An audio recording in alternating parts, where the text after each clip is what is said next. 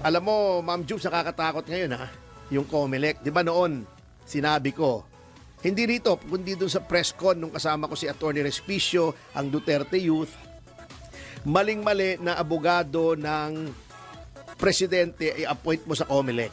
Sapagkat kahit anong gawin yan, magdududa. At syempre, may loyalty yan sa kliyente niya. Ngayon, nangyayari na, yung Duterte Youth, kinansela yung registration. Then yung kay Abante naman, kinancel yung proclamation. Bay, teka muna. Ako duda dyan kasi once proclaimed ang isang kandidato, pag pinroklama mo na yan, wala na sa jurisdiction ng COMELEC yan. Ayun. At magtatrabaho nasa sila. HRET na yan with respect to the qualifications of a candidate na naging congressman. Opo. Ang labo ginagamit na naman yung COMELEC para pahirapan yung mga kalaban ng pamahalaan.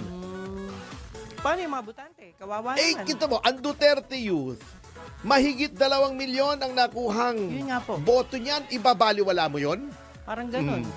Bago sa malabong paraan. Yung kay Joey Chua, ang tagal ng konsihal niyan mas marami nakuhang boto kesa kay Pastor Abante. O ibabaliwala mo yon? The will of the people. Kala ko ba ang COMELEC para ipatupad yung people's will? Bakit yung people's will pinufrustrate nyo? Dahil sa kung ano-anong ginagawa nyo, yung sa Leyte, di ba? Dinisqualify yung kalaban ni Speaker. Ano ba yan? Para wala nang Ginagamit kalaban. talaga, grabe yung COMELEC. Pinapersecute mo yung si Respicio dahil nagsabi ng katotohanan. Yun ang Ay nako, ano ba naman yung COMELEC? Masisira yung kredibilidad. Alam nyo, pag ganyan ang ganyan, talagang baka hindi na makapagpigil ng taong bayan. Sana naman hindi.